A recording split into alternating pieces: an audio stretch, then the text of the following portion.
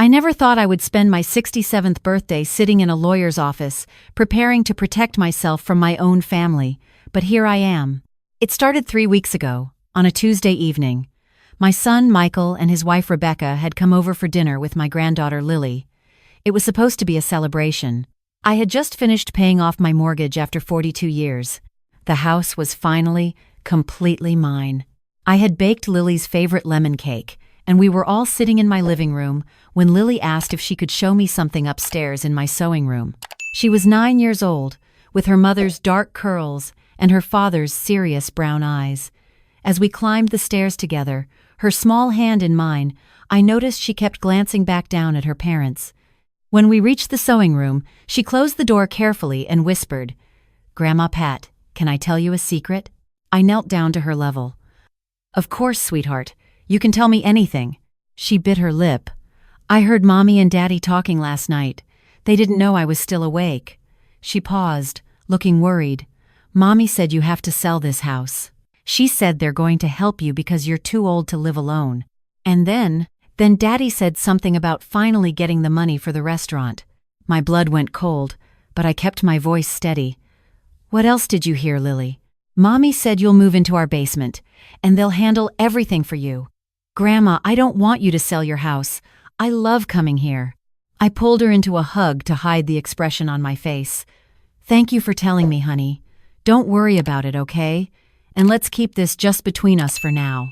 When we went back downstairs, Rebecca was standing in my kitchen, looking through the mail I had left on the counter. She quickly put down the envelope she was holding when she saw me, but not before I noticed it was from my bank. That night, after they left, I sat in my late husband's chair and tried to make sense of what Lily had told me. Gerald had been gone for 5 years. We had bought this house in 1982, right after Michael was born. Every room held memories. The kitchen where I had taught Michael to bake, the backyard where he had learned to ride a bike, the guest room where Lily stayed when she visited.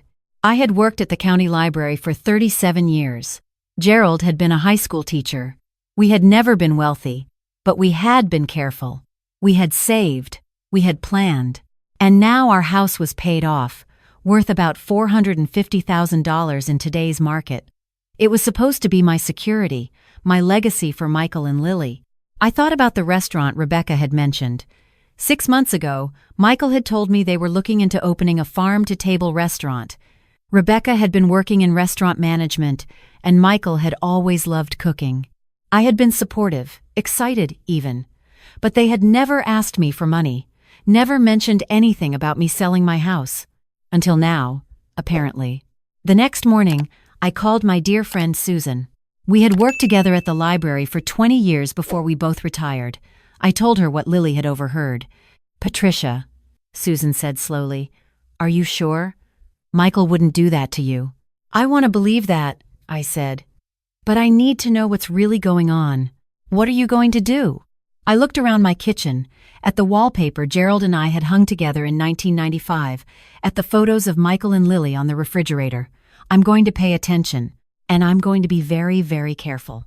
Over the next week, I noticed things I had missed before.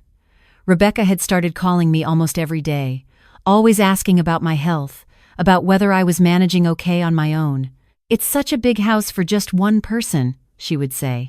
"Aren't you lonely, Mom?" I had always asked her not to call me Mom. I had a mother. She had a mother. We were not mother and daughter. But lately, she had been insisting on it, and I had let it slide. Now I wondered why. Michael came by twice that week, which was unusual. He normally visited every other Sunday. Both times, he brought up my age. "You're 67 now, Ma. That's getting up there. Have you thought about what happens if you fall? Or if you get sick?" "I'm 67, not 97, I said. "I walk 3 miles every morning. I volunteer at the library twice a week. My doctor says I'm healthier than most 50-year-olds. He had looked uncomfortable. "I just worry about you, that's all." Then, on Friday evening, Rebecca called to invite me to Sunday dinner at their house. "We want to discuss something important with you," she said. "Something that will make all our lives easier." I agreed to come. But before that dinner, I had some phone calls to make. On Saturday morning, I called my nephew David. He was a financial advisor in Chicago. I had helped pay for his college education when his own parents couldn't afford it. He owed me nothing, but he had always stayed in touch, always been grateful. "Aunt Patricia?" he said warmly. "How are you?" I explained the situation. He was quiet for a long moment. "Aunt Pat? I hate to say this, but it sounds like they might be planning financial elder abuse. It's more common than you'd think. What should I do? First, don't sign anything. Nothing at all.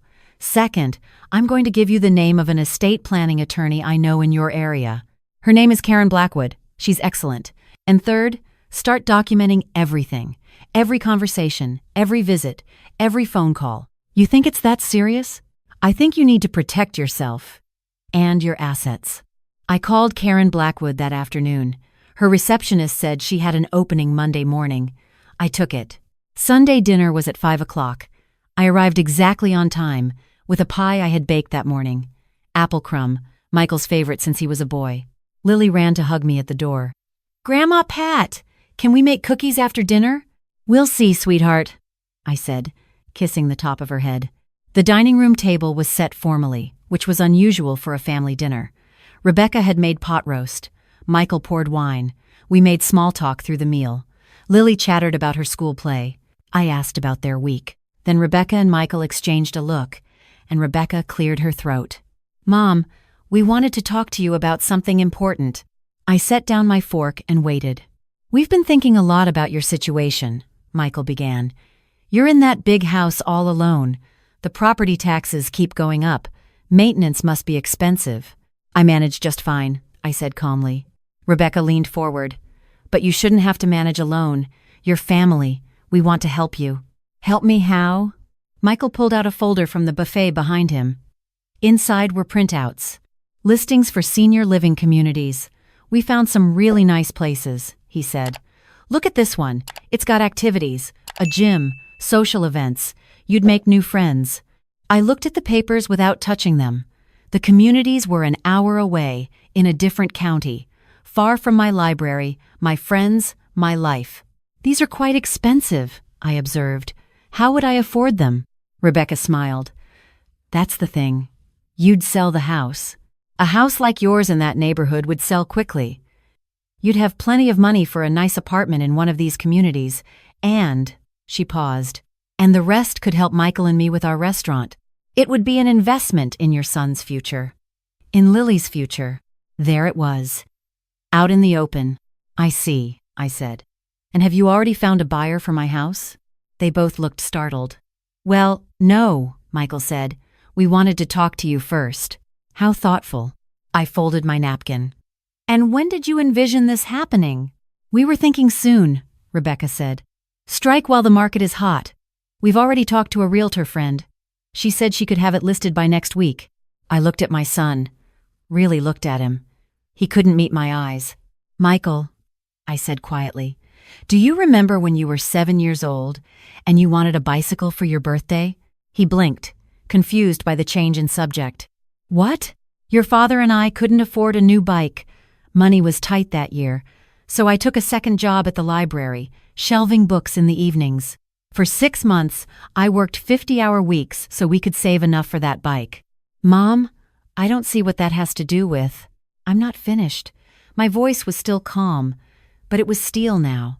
"When you wanted to go to culinary school instead of regular college, your father was disappointed. He wanted you to be a teacher like him. But I convinced him to support your dream. We took out a second mortgage on the house to help pay for it." Rebecca's smile had disappeared. Michael looked down at his plate. "When you and Rebecca got married, your father and I paid for half the wedding. $23,000. We didn't ask you to pay us back. It was a gift." "We appreciate everything you've done," Rebecca began. I held up my hand. "I'm still not finished. When Lily was born and Rebecca needed to take extended leave, we helped with your mortgage for 4 months so you wouldn't lose your house. $6,000. We paid you back for that," Michael said defensively. "You paid back $3,000. I never asked for the rest because you were struggling." The silence in the room was heavy. Lily had stopped eating, looking worried. "And now," I continued, "you want me to sell my home. The home your father and I built our life in. The home where I raised you, The home where every corner holds a memory of the man I loved for 40 years. You want me to sell it and move an hour away from everything I know so you can have the money for a restaurant? It's not like that, Michael said, but his voice was weak. Then what is it like? Please explain it to me. Rebecca's face had hardened. We're trying to help you, Mom. You're getting older. You can't take care of that place forever. We're offering you a solution that benefits everyone. Benefits everyone? Or benefits you? That's not fair, she snapped. I stood up. Lily, sweetheart, could you go upstairs for a few minutes?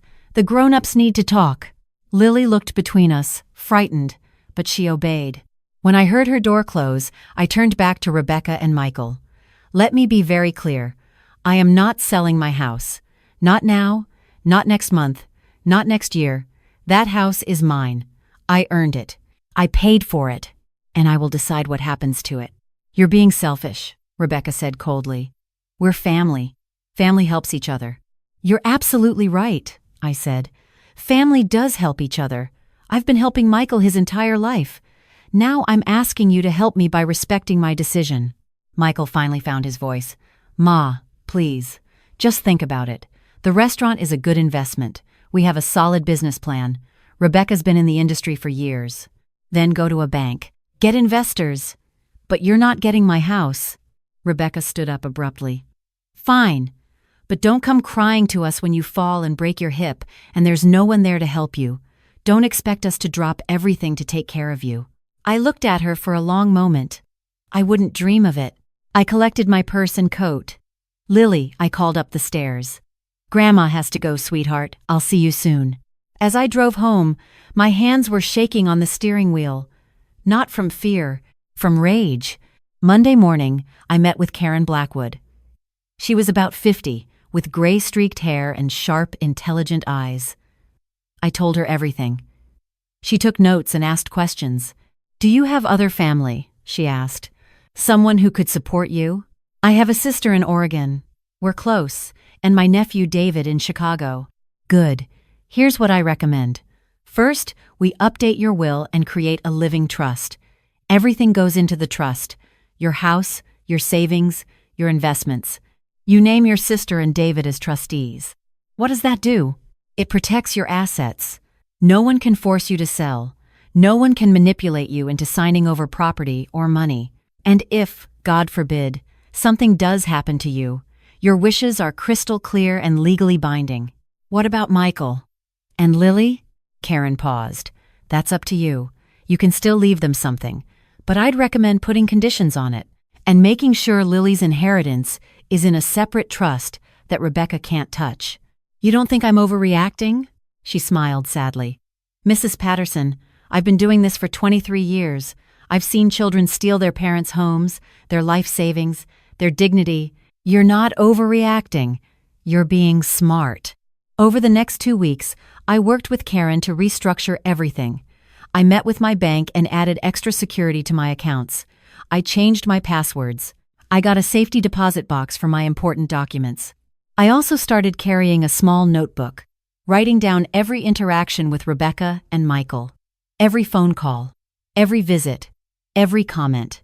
Rebecca called me twice to apologize for her outburst and to ask if I'd thought any more about our discussion. I was polite but firm. Michael sent me a long email about how they were just trying to help, how they loved me, how they wanted what was best for me. I didn't respond. Then, 3 weeks after the disastrous dinner, Rebecca made her big mistake.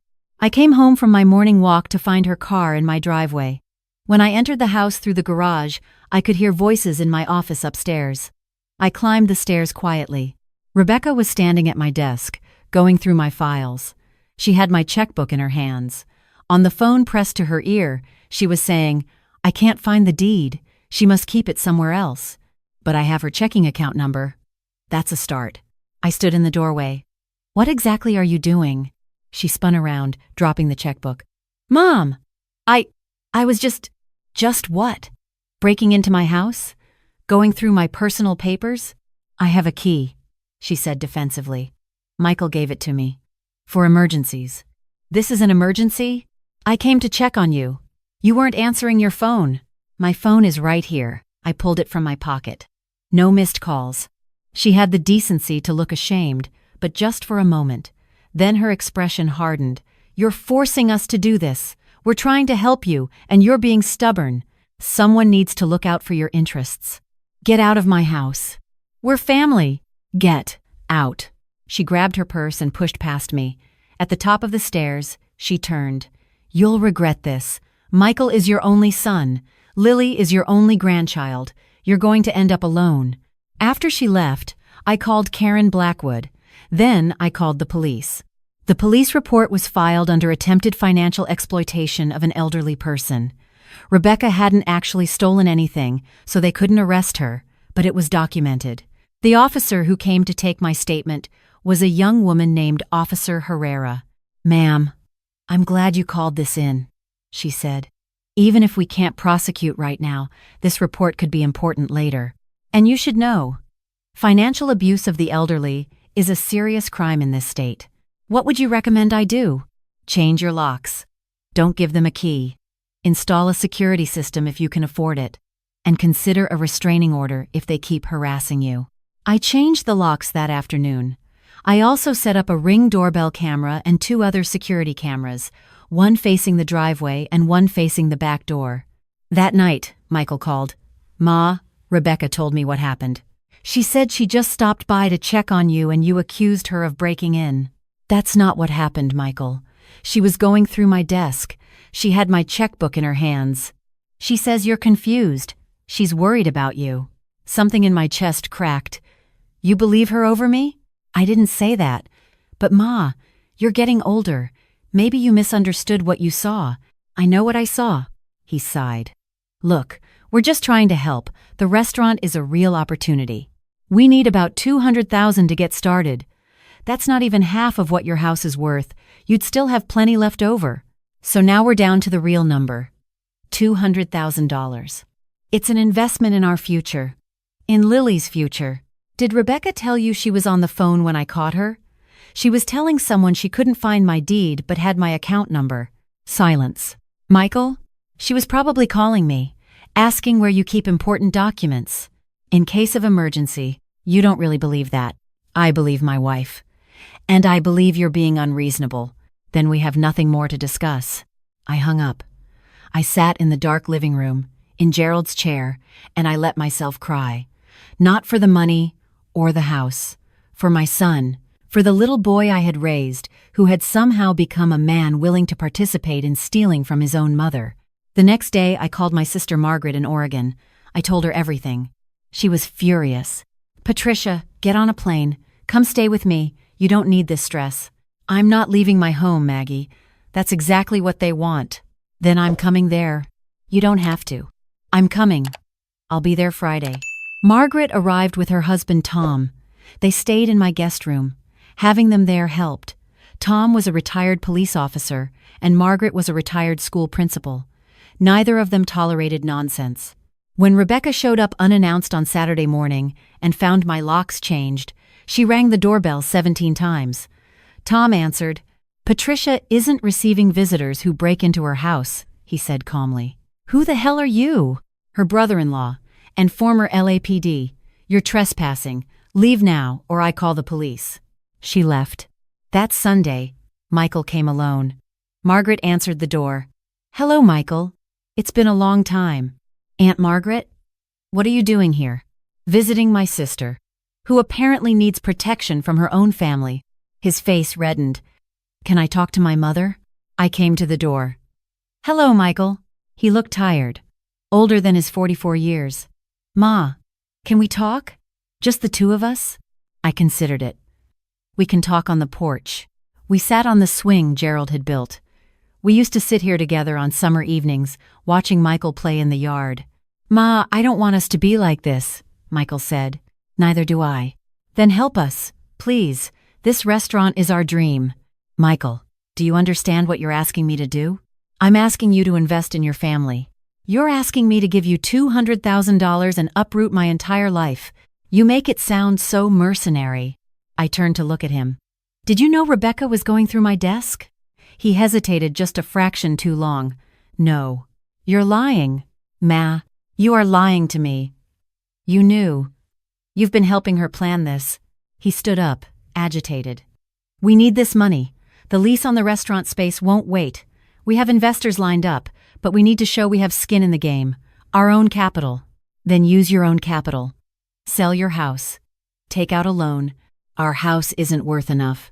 And the banks? We've tried. We have some credit issues." There it was. The truth. Finally. "Credit issues," I repeated. "What kind of credit issues?" "Nothing serious. Just some miscommunication with credit cards, Rebecca's student loans." I stood up and opened the front door. "Michael, I love you. You are my son, and I will always love you. But I am not giving you my house. I am not giving you $200,000. And if you and Rebecca continue to harass me, I will take legal action." "Legal action? Against your own son?" "If necessary." He stared at me like he didn't recognize me. "Rebecca was right. You've changed. You've become selfish. I've become self-protective. There's a difference." He left without another word. That evening, Margaret made tea, and we sat in the kitchen. "I'm proud of you," she said. I know that was hard. I kept thinking he'd apologize, tell me he was sorry, that Rebecca had pushed him into it. Maybe she did. But he's a grown man. He made his choices. What if he never speaks to me again? What if I never see Lily again? Margaret reached across the table and took my hand. Then that's the price of your dignity, and it's a price worth paying. Over the next month, things escalated. Rebecca created a Facebook post claiming I was suffering from dementia and they were trying to help me. Several people I knew from the library reached out, concerned. I had to explain the situation over and over. Karen Blackwood helped me draft a cease and desist letter. Michael and Rebecca were ordered to stop contacting me, stop spreading false information about me, and stay away from my property. They ignored it. Rebecca showed up at my volunteer shift at the library, making a scene in front of patrons and staff. "She needs help," she shouted. "She's confused. Someone needs to step in."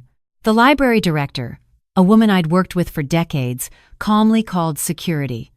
Rebecca was escorted out. The director then asked if I wanted to file a formal complaint. I did.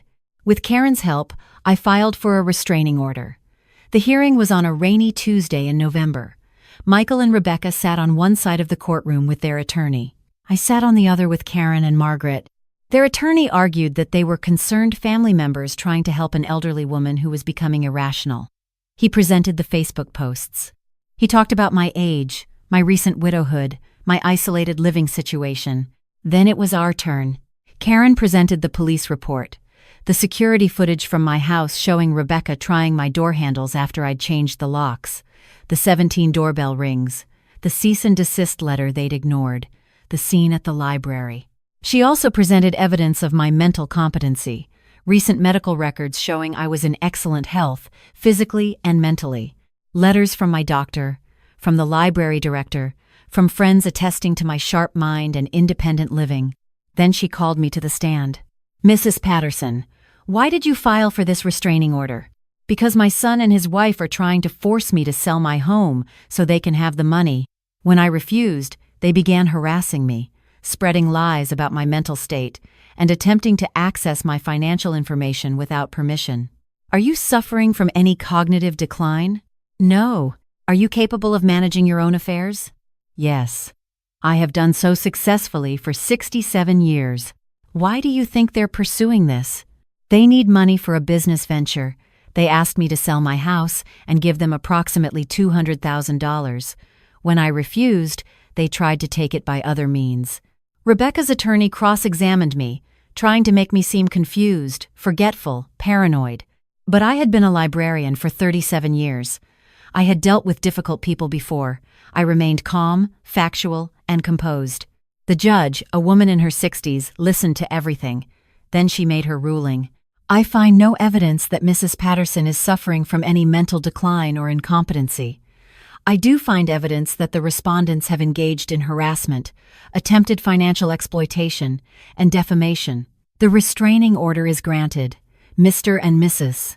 Collins are ordered to stay at least 500 feet away from Mrs. Patterson and her property. They are prohibited from contacting her directly or indirectly. This order is effective for 2 years." Rebecca burst into tears. Michael looked shocked. As we left the courtroom, I heard Rebecca hiss at him. "This is your fault. You said she'd cave." Margaret drove me home. We didn't talk much. When we pulled into my driveway, I saw Lily sitting on my front porch. She stood up when she saw us, her face tear-streaked. "Grandma Pat, I ran here from school. Please don't be mad at me. I miss you so much." I got out of the car and went to her. She threw herself into my arms, sobbing. "I don't understand," she cried. "Why can't I see you anymore? Mommy says you don't want us around. She says you're sick and mean now." I knelt down and took her face in my hands. "Lily, sweetheart, I am not sick. I am not mean. And I love you more than anything in this world." "Then why? How do you explain to a 9-year-old that her parents were trying to steal from her grandmother?" "Your parents and I disagree about some grown-up things," I said carefully. "It has nothing to do with you. You did nothing wrong. Can I still come visit you?" I looked at Margaret. She nodded. "How about this?" I said. "Let me talk to a lawyer. Let's see if we can arrange for you to visit me sometimes, with someone else bringing you. Would you like that?" She nodded, still crying. I called Rebecca. She answered on the first ring. "You have my daughter. She came here on her own. I'm bringing her home now. But Rebecca, we need to talk about Lily. You have a restraining order against us." "There's nothing to talk about. Lily shouldn't be punished for this. She's innocent." "Then drop the restraining order." "I can't do that." "Then you don't see Lily. Your choice." She hung up. Karen helped me file for grandparent visitation rights. It was another court battle, another set of hearings. This time, Michael and Rebecca fought hard. They claimed I was a bad influence, that I was trying to turn Lily against them. But Lily was old enough to express her preferences. The judge spoke with her privately, and in the end, I was granted supervised visitation every other Saturday for 4 hours with Margaret present. It wasn't enough.